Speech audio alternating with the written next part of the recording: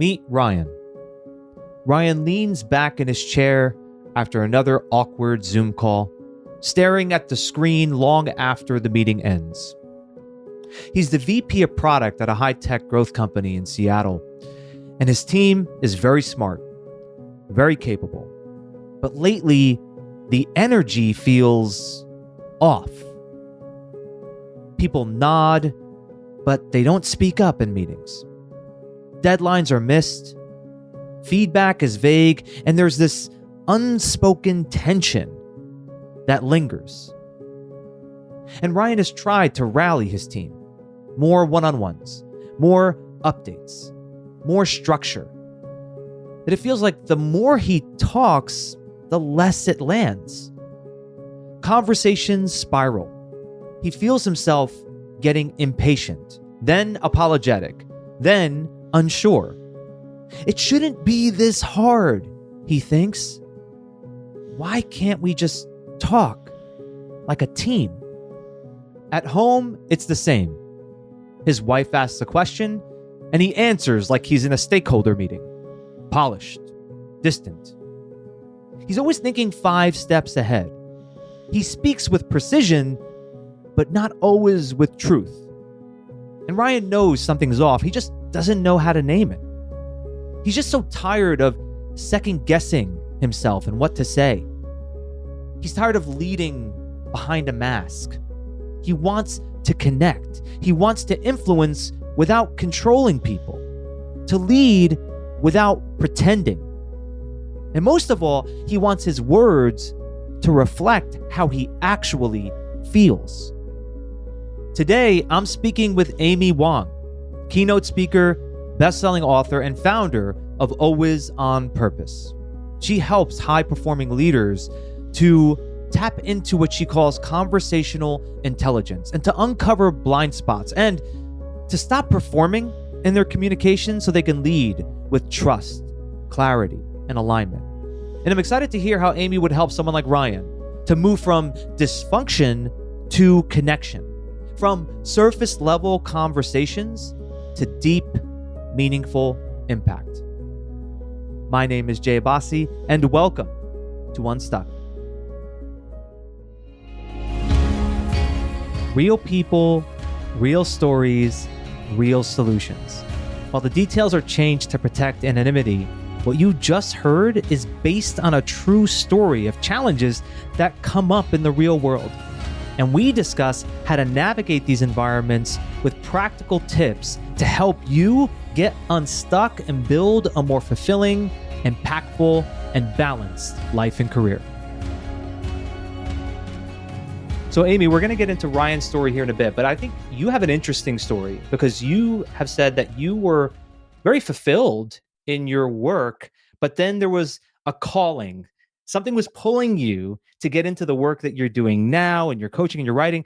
So what was that prompt? What led you to feel like you need to really explore this? Well, I was literally slapped in the face with the question, who do you think you are, when I had a child?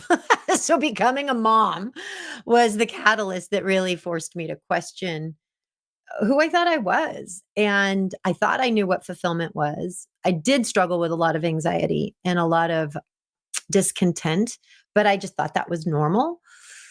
And then having a child, it just turned my world upside down, in a very disorienting, but also incredible transformative way. And, it was because I was forced to ask, why would I go back to work after maternity leave?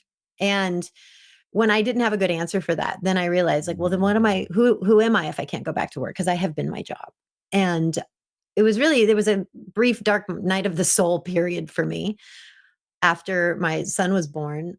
But through that breakdown came a big breakthrough. And I had an epiphany, and in all places, it was in my closet. And the epiphany was, Amy, you're going about this thing called life all wrong. It's not about figuring it out. It's about feeling it out. And then it was like, whoa, I get it. And what I saw was, yeah, you know what? Everything we want, everything we think we want, It's not for the thing. It's not for the title. It's not even for the money. We want it because we think it's going to make us feel a certain way. So, really, what we want is a feeling. But then we chase the things thinking we'll get the feeling, but we often don't check, do those things map to the feeling we want? So, through this massive inquiry, I just committed in that moment of that epiphany. You know what? I'm going to feel this out. I'm not going to figure it out. And I'm just going to follow my inspiration, even if it makes no sense. And that's the funny part because here I was a mathematician.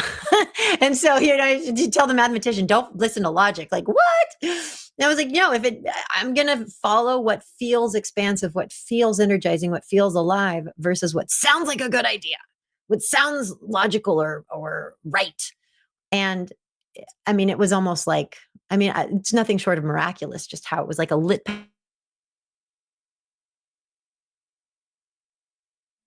was revealed. My calling was revealed. It was transpersonal psychology, and then this, and then this, and then this, and then here we are.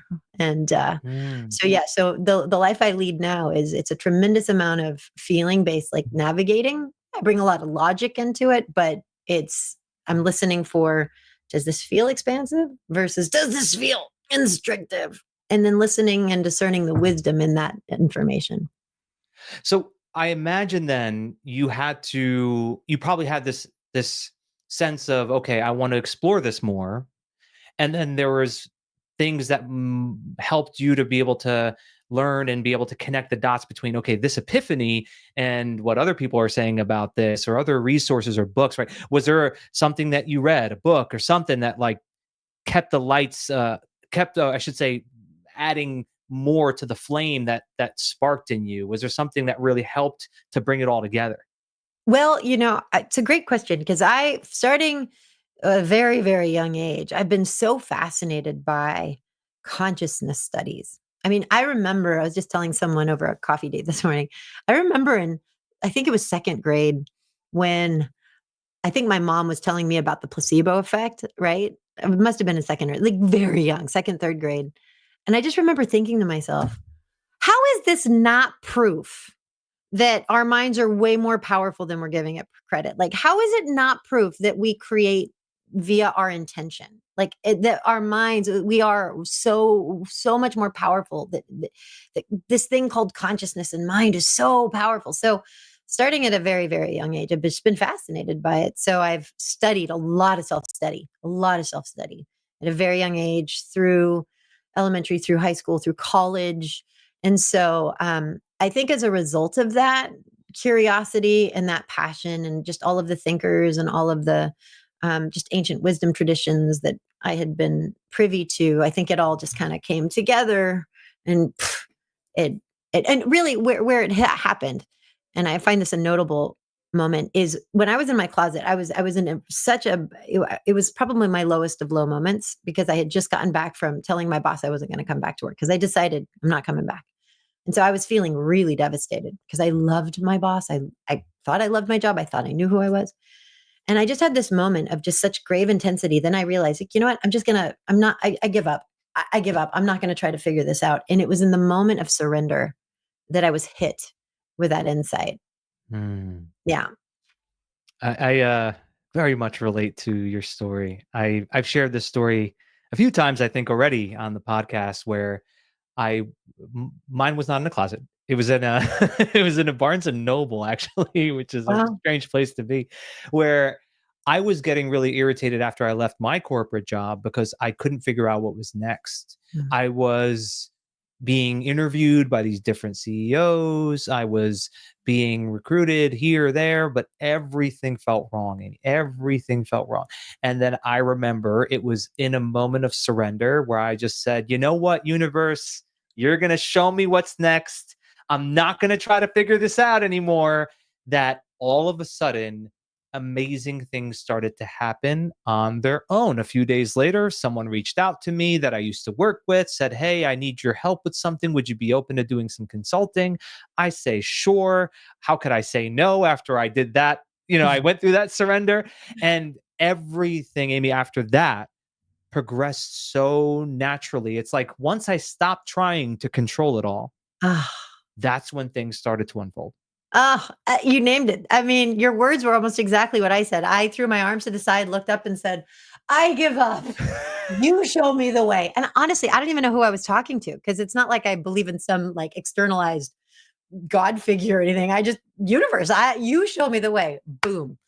You know what? Yeah. We should do a podcast called Surrender or something. All the moments, those life pivots that happen in that moment of surrender. Because I know we're not alone. I for sure. We're definitely not. I mean, I hear these stories all the time from people. Yeah. It's fascinating. And one of my favorite books, it's a reread for me every year, is The Surrender Experiment by Michael Singer. Have you read Mhm, that one? mhm.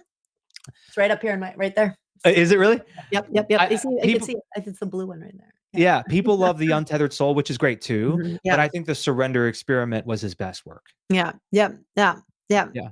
His Ah, ability to just, bring to life so much of what I believe is the ultimate philosophy that all of us need to start following, is just allowing and not letting our thoughts and our fears ultimately get in the way of what's coming up, what the signals are. right. So okay, so then you felt that you went through that surrender, right?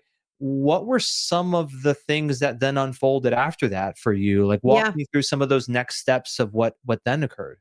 Well, I mean, it was the first thing I thought was, okay, so I really have to honor a new a new source of information, which I had never honored before. Like it was all thought up until this point, but now I had to really honor feeling. And so I had to decide what was the path of inspiration. And so for me, that was expansion. Like I felt grounded. I felt like I said this in my book. It's that you know that if you've ever had that felt heard you got the breath not knocked out of you. You know if you've ever instead it's like imagine the breath got knocked into you. It's that that feeling that when somebody's like that is the one I listen to, and it might be the most illogical thing, but I committed to listening for that, right? And so what that was for me very quickly was, you know what, I'm going to pick up my physics books. I really miss I mean, because I had studied math and I really like all things consciousness and that intersection between consciousness and especially when quantum mechanics, so there's so much richness there. So I started picking up lots of books and physicists I really admired, and I would read a lot when my son was sleeping because he's an infant. And I remember I'm in the middle of reading an author, and out of nowhere I was hit with I should look him up. I know nothing about him personally. Where does he live? And so I literally stop what I'm doing and I pull up my laptop and I look him up and I learn, oh, of course he lives in Cambridge or Massachusetts. And I see an events page and I look at the events page and I look at it and I kid you not, and I scroll down and I that evening, the evening that I am reading this, he is scheduled to speak down the street in San Francisco at the Unitarian Church that is literally around the corner from me. I live in San Francisco at the time. I just about fell out off the couch. I was like, "What?" And Wow. so, and then shortly after that, I see that he's back 2 months later for the Science and Non-Duality Conference. And again, it was, what's that? I have to look at this. And so naturally, I look it up and I'm loving what I'm reading, but I'm thinking, gosh, I'm not a scientist. I'm also not this. I'm not that. I'm a mom. Like, I don't even know if I'm the right audience. But I'm like, well, let me just email the organizer. So I email. His name's Maurizio. He's a beautiful man. I email him. I'm like, hi. I just you don't know me. I'd love to come to this, but I don't think I'm the right audience. Here's my situation. Am I a good fit for your conference? He got right back and he's like, I'm going to comp your ticket. I would love to have you bring your baby. I'd love to meet you. And I'm like, what a kind-hearted soul. So I was like, I'm coming. I'm not bringing my baby, but I'm coming. And then I kid you not, like it was just, again, it just introduced me to a whole new pathway. So I'm there and I'm listening to these amazing talks by these physicists and by these other just incredible thinkers and people and oh, it's just, and then I see, sponsored by IT Institute of Transpersonal Psychology, one of their sponsors. I'm like, oh, what's this? And so I had to follow it and then started going down the rabbit hole with transpersonal psychology. I'm like, I must study this. And my husband was so wonderful. Like, that sweet man. I told him, I'm like, okay, I have to go get my master's in this. And he goes, what are you going to do with it? I'm like, I don't know. I just need to go study it. What a He great goes, answer. Are you licensed for anything after it? I'm like, nope. I just need to go study it. And he's like, oh, okay. Like, and so, yeah, I made it. It was a big decision financially and all the things, but I trusted it. And man, it, again, it was the missing piece I didn't know I needed because it Yeah. helped click into place. I've been on a search for truth. I just didn't realize it. And Yeah. I'd been using my logic and this, and so I'm very exercised there, having, going that route. But there's also this other search for truth that is subjective and nonlinear and abstract. And so it really balanced me out. And it was hard because it was hard. I mean, it was really practiced over here. So to have balanced me out, and it opened up a whole new horizon of possibility. Yeah, and I can imagine that it doesn't just, uh, stay that way where you're always listening and the other voices don't come up, right? I know that even though I've had a lot of those kind of realizations, I still hear it. I still Mm. feel the pull. I still feel the desire to control and plan everything out because the fear can be gripping us sometimes, right? So do you how do you work through it? I mean, I'm sure it still comes up every now and then, right? All the Yeah, Yeah. how do you work through it so that you can continue to listen to that intuition? Yeah. Well, I had to make a decision that in order to play this game of life in the way that I'm seeing it now, I really have to care way more about how I feel, because how I'm feeling is telling me how I'm oriented. Am I coming from fear or am I coming from wisdom? Am I coming from fear or am I coming from love? Because to me, it's the only dichotomy of wisdom and love is fear, right? Everything else, like hatred, anger, all of that, those are symptoms of fear. And so I just had to get really clear what's happening in my body, what's happening in my presence when I'm either in a state of fear or not. And so by getting really clear about that, the sensational signature, right? My stomach gets a little tight. I feel a lot of energy up above my shoulders. And I'm not really at all present about my with my body. I've got short breath. My heart tends to pound. I can get a little sweaty in my palms. Like, I'm just very aware of what that sensational signature is. And do I catch it all the time? No, right? But I have the intention to catch it as much as I possibly can. And I'm really easy with myself as I go through this process because I'm always learning. And yeah, I'm always learning. And I'll tell you something, Jay. Like, I have learned so much about how like I will think that I am choosing the path of inspiration and not the path of strategy. Oh, but man, it bites me in the butt. If I'm Yeah. not right. And then it's like, okay, I got it. I kind of knew. Now I realize. And so, the feedback I get along the way, I just have to decide that it's delightful and not anything other than that. It's Well, just that's a great word. It's delightful. All of it's mm, delightful. mm, I think the thing that I see so often in the people that I work with when I'm speaking with teams is how hard people are on themselves. How, let's say you do make that wrong decision where you fell into that fear and now you're reflecting and you're like, "Oh, how could I make that mistake? How could I do that? I should know better," right? All these things come up.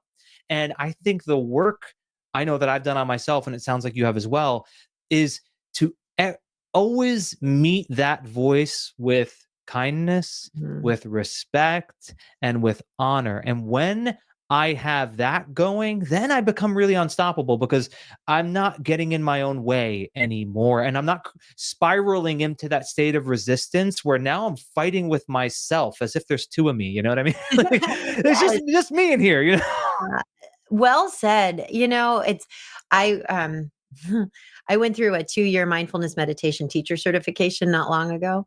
And in the mindfulness world, there's the concept of the second arrow. And this idea, and I love it so much. It's so simple in its essence. And so just it's so great.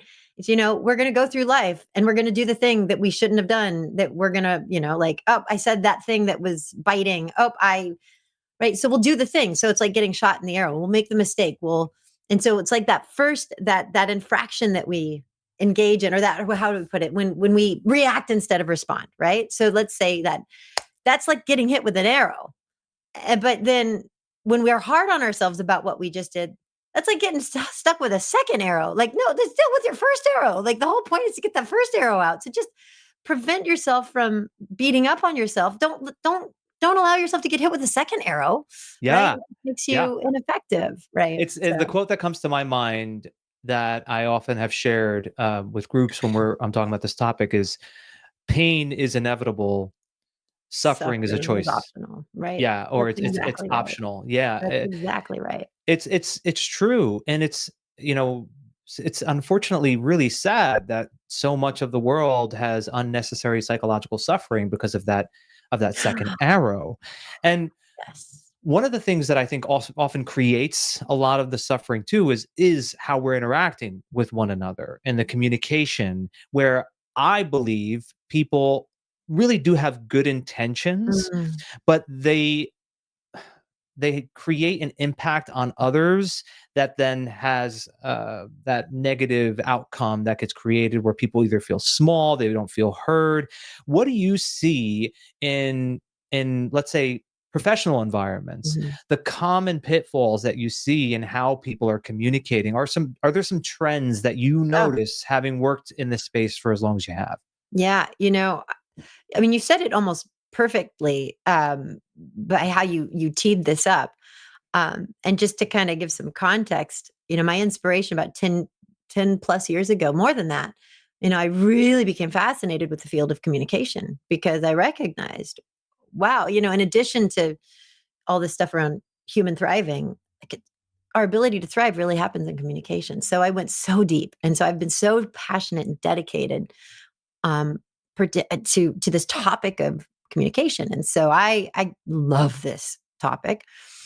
All things trust, conversations. How is it that we're thriving with one another? But I think you said it perfectly.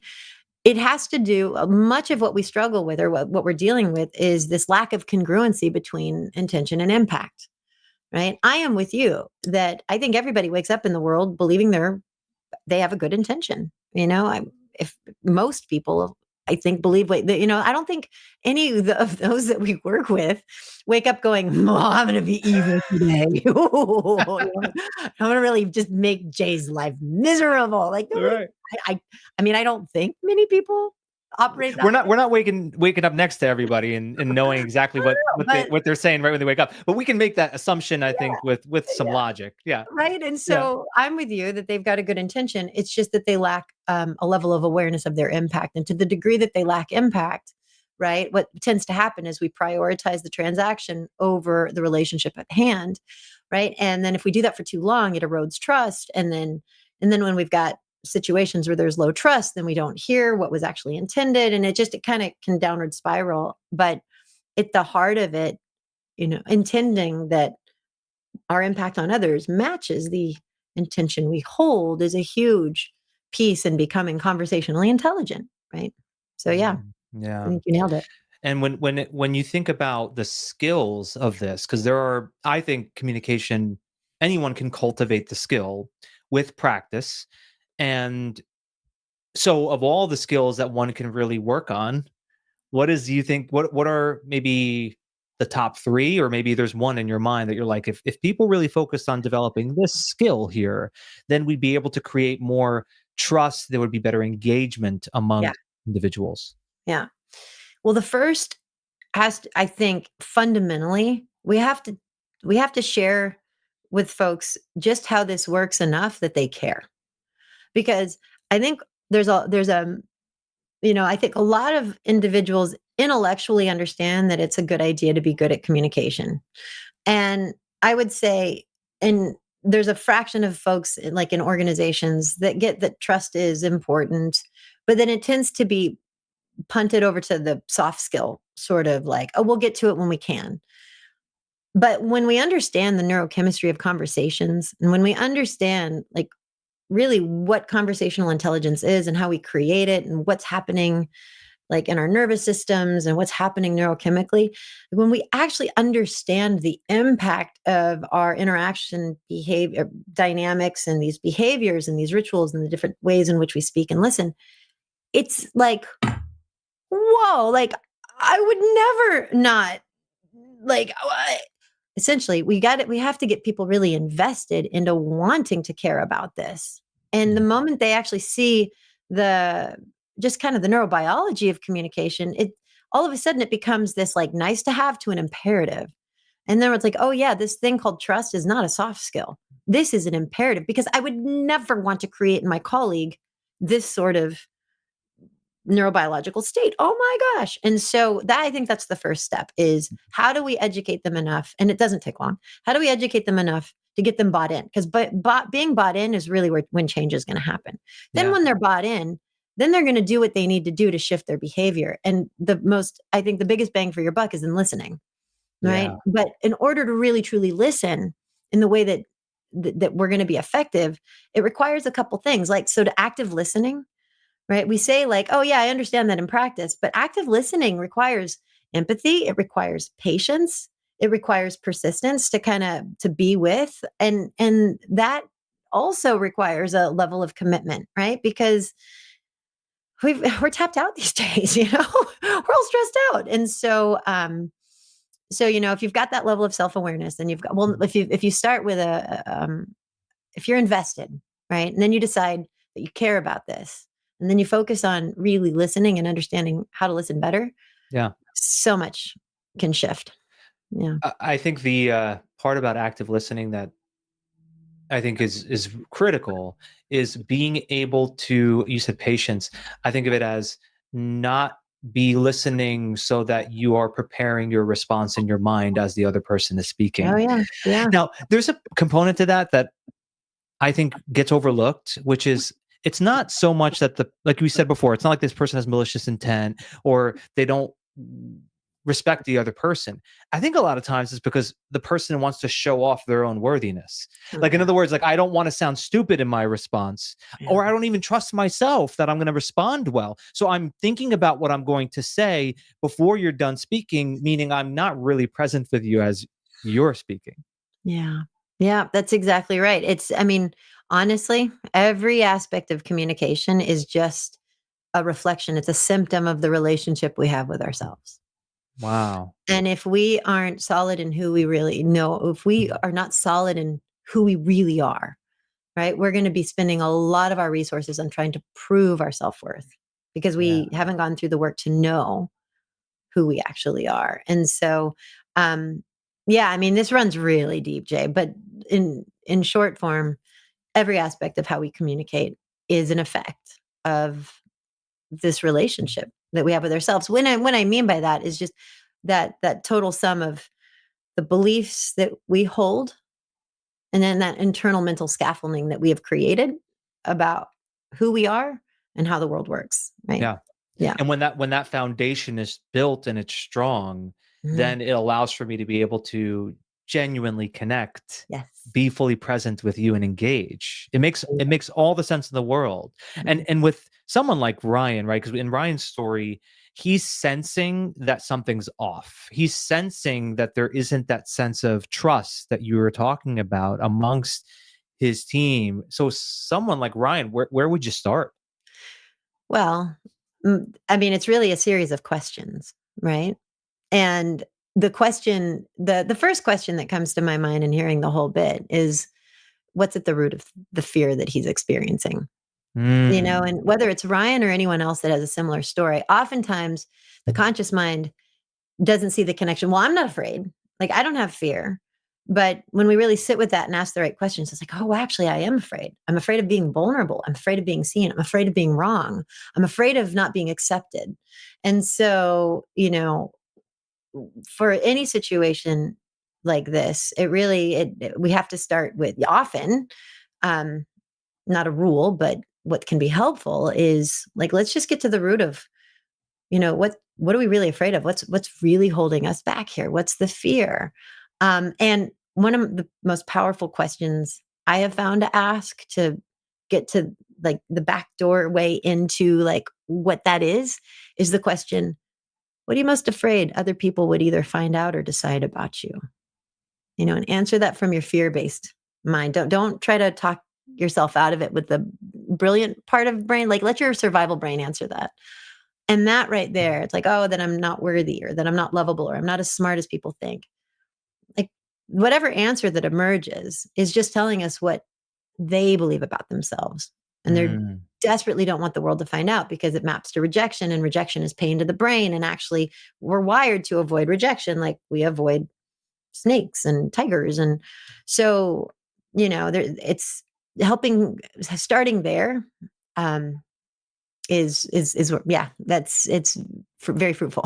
Yeah, beginning with awareness, self-awareness, in Mhm, his case, being able to take inventory of what's really going on and what's really holding him back from being vulnerable, being mhm, authentic, genuinely connecting with people. Do you think self-awareness is enough, or do you think there are other steps that one would need to take after they've come to this realization that, like, okay, I see this in myself, mhm, and mhm. now what? Yeah. Well, I mean, self-awareness is wonderful, but it's not enough. I think in Okay. most cases, I think in general, right, in life, it helps. It opens the door and it gives us choice. Yeah. Without self-awareness, we don't have choice. Yeah. I mean, at least I can't think of any scenario that that's true. I'm probably wrong, but anyway, um, after self-awareness, now we have to take some risks, right? And that's where we have to bump up against the proverbial comfort zone, right? And if we're used to staying safe by not sharing, if we're used to staying safe by not admitting our mistakes, if we're used to staying safe by holding back, then to really transform and to create the intimacy that he's craving, because really what it comes down to is he wants real connection, right? And just because you have a one-on-one doesn't mean it's a connection, and just because you might meet more people in one-on-ones doesn't mean you've got more more fulfillment in your lives. It has the, that has nothing to do with the intimacy that we actually crave, but that intimacy requires vulnerability.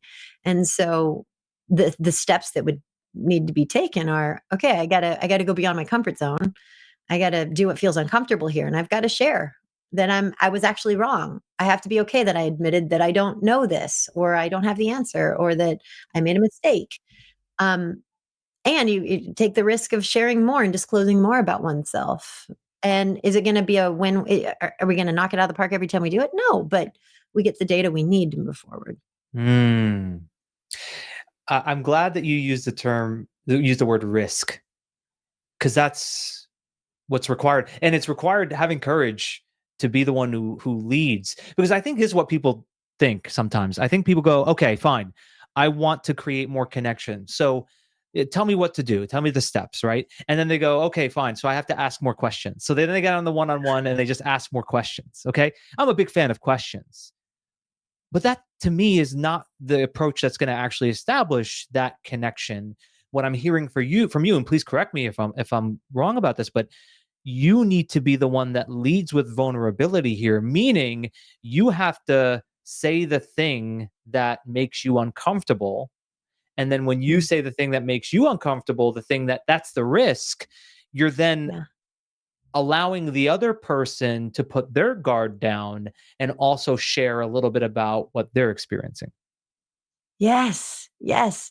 And it reminds me of Charles Duhigg wrote a book, Super Communicators, that came out not too long ago. Lovely book. I've read it a couple of times and I've gotten so much great stuff out of it, just tapping into the research that he pulled in order to write that book. But he wrote it out beautifully, if I can kind of paraphrase. But he says the reason that vulnerability is so powerful is that the moment I open up, let's say to you, Jay, the moment that I have opened up and shared something that's sensitive or vulnerable, essentially what I'm doing is I am making myself susceptible to your judgment.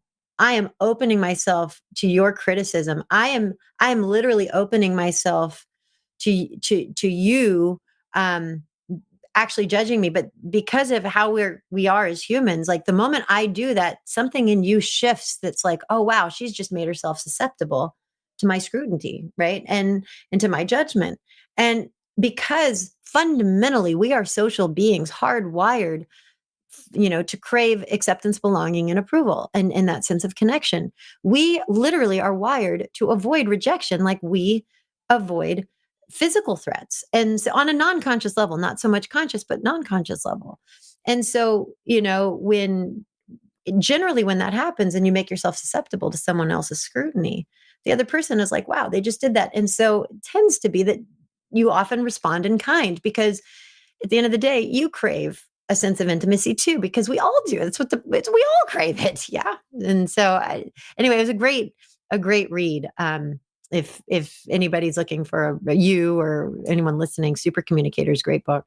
I wrote it down, and you explained that so well. I don't think I've ever heard it explained that way. It reminded me Well, of I can't take credit. It's, I mean, I was inspired by what he wrote. So yeah, we all are though, right? We all hear from different people, and then we deliver that in our own way. But I appreciate the way you shared that just now, because I guess I never really considered how when you are being so vulnerable, it makes the other person feel essentially safe to be vulnerable. Like, right? Because you're saying, communicating, it's a safe space for me to share this. So then it's a safe space for you to share it. It reminds me of something I learned in an old communication book where, so you know how if you see a puppy and the puppy looks at you and the puppy is being playful, it turns its head like this. yeah. So when we do that as human beings in communication, if I turn my head like this, what I'm doing is I'm exposing my jugular vein. And in exposing my jugular vein, I'm signaling to you that I am not a threat to you, nor do I see you as a threat. So it's a really effective nonverbal communication tool to be able to signal warmth to the other person. Yeah. So I learned this years ago, and I now do it, I think, at an unconscious level. Oftentimes when I'm listening to people, I turn my head.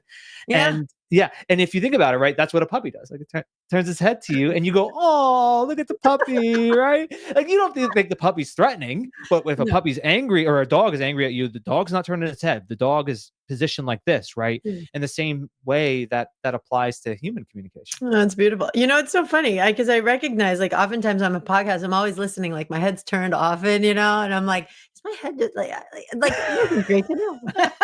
But yeah, and but it just aligns with what you're saying, because I think a more powerful way to communicate it is to be vulnerable and to lead with authenticity. So let me give you kind of this example or this scenario, because I think it's one where I always like to ask, if you were to have met the Yeah. person in the story, how you would work with this person or how you would try to advise them. So let's say, Ryan meets you, interacts with you, maybe goes onto your LinkedIn, reads a little bit about you, gets your book, reads it, and says, "Hey, you know what? I want to reach out to this person," similar to how you did with the person at the conference, right? Yeah. He emails you, and then you're like, "Yeah, let's hop on a call," right? And you hop on a call, you listen, and you hear his story, and of course, you would acknowledge him, you'd listen through. And I know you've already shared a few questions about what you would ask him. What else would you want to learn? What else would you want to have him consider to Mhm. help him to be more willing and have a better approach to connecting with his team? Mm. Well, let's kind of full circle here. My instinct goes to the question, you know, I might formulate it something like this. I'm like, just kind of quiet the mind for a moment and like really listen to your heart. And the question I have is, what do you ultimately want to feel when you put yourself in these scenarios, whether it's at work with your team or at home with your family? Like, what is the feeling that you're craving that you're not feeling right now? Let's put some words to that and let's get clear on that, because we need to figure out what this figure out. We need to discern and identify what's the North Star, Yeah. right? Yeah. And once, I mean, again, it helps us get bought in to why are we in this game at all? Like, why go through the hard work and take these risks? And at the end of the day, it all really does map back to a feeling. And if we're clear on that, then often we have enough leverage to go forth with the effort to do what we need to do. Yeah. Yeah. What we are uh, beings that experience life through feeling. Mhm. Right? All of it is feeling. And it's fascinating that we, especially in the business world, we Yeah. put on this intellectual hat and we get into logical thinking, but it's a mask. It's a sure, but right? It's a complete illusion, because Yeah. no one's living through thoughts. No, Everyone is living through feeling. everything's emotional. Every decision that we make is emotional. I mean, yeah. And there's And we're nothing. craving it. Like we Yes. crave a certain Yeah. feeling of joy. We Mhm. avoid a certain feeling of pain. No one's chasing a thought. And if we are, it's because we think it's going to make us feel a certain way once we catch it. Exactly. Well said. Exactly. Amy, this was such a wonderful conversation. I'm so glad we did this. Thank And you. anyone who I highly encourage, look Amy up. It's alwaysonpurpose.com. That's where you can find everything from where your book, your social media. I know you have some other resources on there too to be able to check out. And then on LinkedIn, it's Amy Alyssa Wong. Is that Yeah, right? Amy Eliza Wong. Yeah, Eliza. Yeah, my memory. Eliza, forgive me. No, Amy no, Eliza Wong. there's no Yeah. way you would have known that unless I shared. Yeah, Amy. Oh, I'm sure, right? If someone just types in Amy Wong too on the LinkedIn, it'll pop up in the search function. I'll put the links in the show notes for everyone as well. But Amy, thank you so much for taking time out of your day. This was such a fun conversation. I feel I learned a lot in listening Likewise. from you. So thank you so much. Thank you. What a pleasure. Amy has such great energy about her, doesn't she? I had such a big smile on my face listening back to that conversation because we connected on so many things. So I will take my very long list of insights and actionable takeaways, and I will bring them down to what I believe to be 3 of the most valuable insights and 3 of the most actionable takeaways. The first insight, really what we want is a feeling. We are not necessarily pursuing an idea for the sake of an idea or the concept or something. It's because of the feeling it gives us. So rather than figure things out, feel things out. Realize that we're always after feeling, and that's how we experience so much of our lives. Second insight, the second arrow. So there's that first arrow, as she explained. That would be when something comes into our lives that was unexpected, we're experiencing some pain. The second arrow is when we judge ourselves about it. The second arrow is when we keep thinking about it over and over again. That second arrow is optional. Third insight, every aspect of communication is a reflection of the relationship we have with ourselves. Ooh, that one hit me when she said that because it's so true. It's maybe our own self-worth that's creating a projection of how we communicate. Seeing ourselves as a failure, that internal mental scaffolding. And that's where we want to start when we consider how to improve our communication. Actionable takeaways. Number 1, ask yourself, am I coming from fear or wisdom? Am I coming from fear or love? You can only notice this if you get very familiar with the sensations in your body. She called them sensational signatures. And then from there, you can understand what is the root of the fear, or what's at the root of the fear that's leading you to behave a certain way. Second actionable takeaway, get invested in communication. Get invested in it. Make it a priority. Too often people are just overlooking how important it is to develop this skill. It's an imperative, like she said. It's an imperative to cultivate trust, to get other people bought into ideas. Third actionable takeaway, take risks. Get uncomfortable and share. Share with vulnerability. Because when I open up for you, I make myself susceptible to your judgment, and then you are now more likely to open up to me. But it has to start with me. As human beings, as she said, we crave intimacy, we crave connection, but we have to be the ones who start it. So take that risk and be vulnerable with people. Join us on Friday's episode. I'm going to be diving into some aspects of communication and how we build trust, and how really at the core of what stifles our communication is judgment. And I'll explain why. I'm going to go through an analogy. I'll reference it as my Earth-Mars analogy. I'll dive into that I think helps to explain how we can be better communicators and connect with people and cultivate trust, even with people that at times can be a little difficult. So until next time, thank you so much for listening.